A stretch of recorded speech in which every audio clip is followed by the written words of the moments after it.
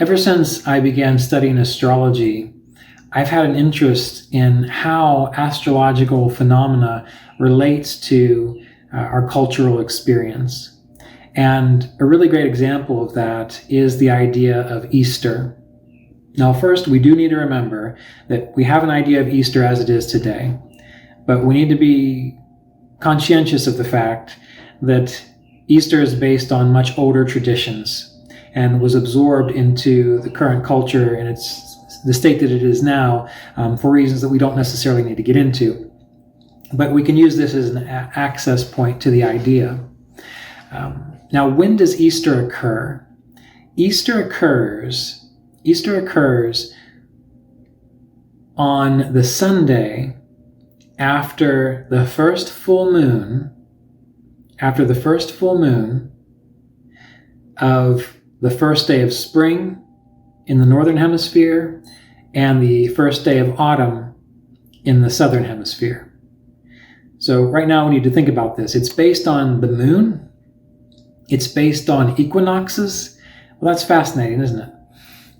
Let's take a moment to discuss the idea of the equinoxes, because we can get confused talking about the spring equinox, the autumn equinox, because if you're on a different part of the planet, it's going to be different.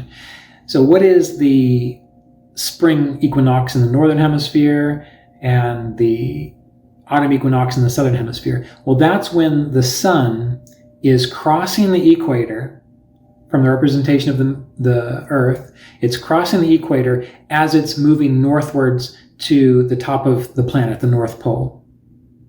That's what we're going to call the northern equinox, because it's moving northward. The sun is moving northward as it relates to the Earth. And that's the time when Easter happens. The southern equinox is when, and this is a term I like to use, is when the sun is moving over the equator again, but now it's moving downward towards the South Pole. So we're going to call that the southern equinox. The northern solstice, rather than confusing it with terms like winter and summer, the northern solstice is when the sun is as close to the North Pole from our vantage point as it's going to get. And the southern equinox is when the sun is as close to the South Pole from our vantage point as it's going to get. So we have to have this idea first. Now, we also have to consider, what does the sun and the moon represent? Well, the sun itself represents the purest aspect of light within this world, within this side of manifestation, and is often related to the idea of God or spirit. That's the sun.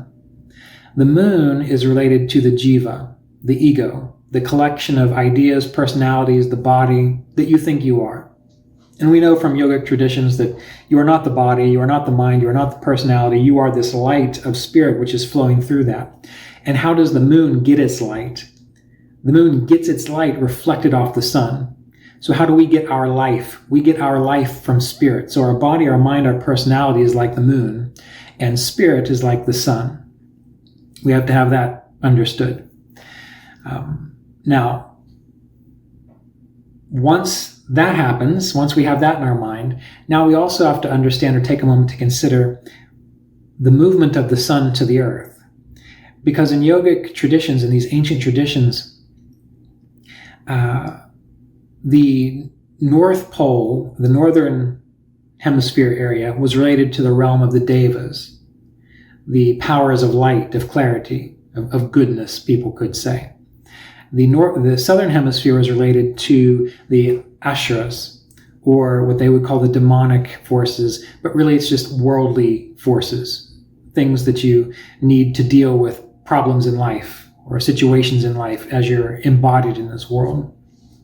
So we don't need to go into good and bad. It's just one is an ascension of consciousness, the other is dealing with what you have to deal with here. Now, it's said that within our body, we have these chakras, or these energy centers, and it flows along the spine.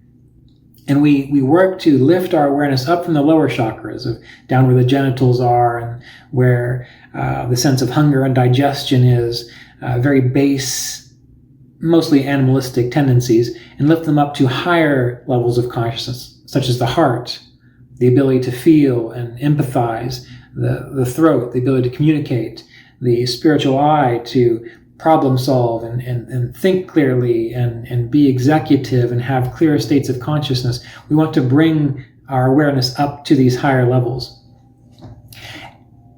And so we do that through certain yogic practices. But the sun represents our inner light outwardly. And as the sun ascends up towards the North Pole from our vantage point, in a way, we are going through a procedure as humans where that light is naturally being drawn up to the higher chakras. And if you practice yoga or spiritual practices, you learn how to tap into that.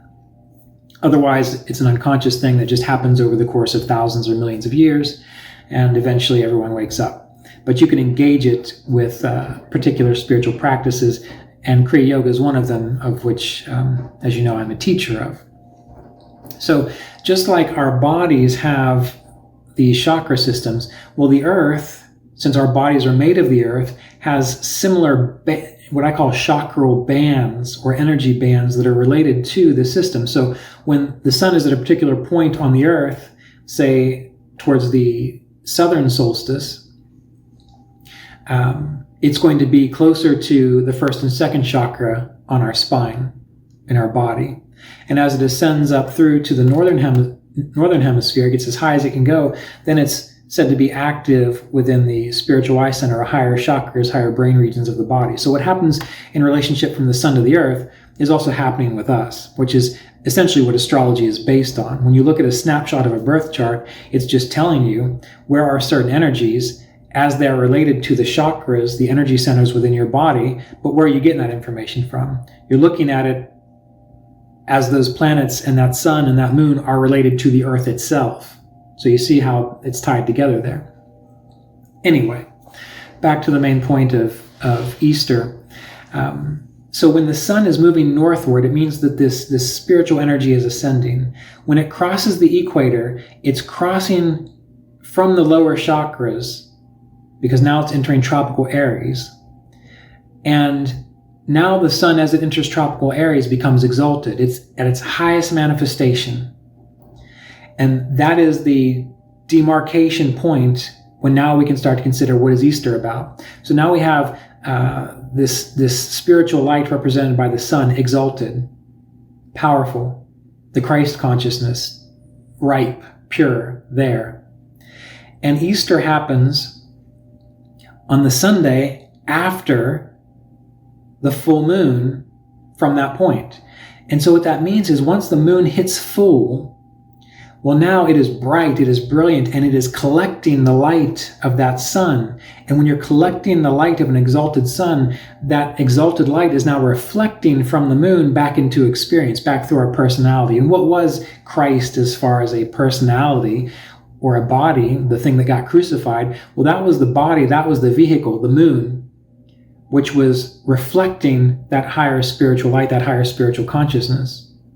And it's important to remember that this happens after the full moon, which means the moon has to be full, but now waning. And we know that with the idea of Easter, as we know it in these times, that it's based upon the idea of the Christ consciousness being ready, ripe, pure, exalted. It's based upon the idea of ascension, that solar energy continuing to ascend now up into the higher regions. It's based on the idea of sacrifice, death of the ego. The moon is now waning. It's also based upon the idea that that light is to be carried down into our worldly experience. Even though I know from what I've been told by someone who has gone to seminary and studied at Duke for this reason, that the idea of Jesus dying for our sins, that really didn't come into play until I think around 1000 AD. That's a relatively new idea. But hey, it's part of human consciousness, so we'll roll with it, because it's still 1,000 years old.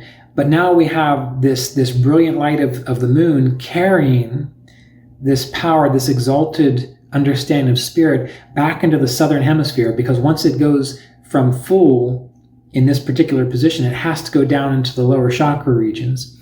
And the moon, from the principles of Shambhala and astrology, does very well in the southern hemisphere. Why? Because it's adaptable. Because It is empathic because it cares, because it has a sense of nurturing. So it's bringing the spiritual light back into the affairs of our normal, common, worldly life.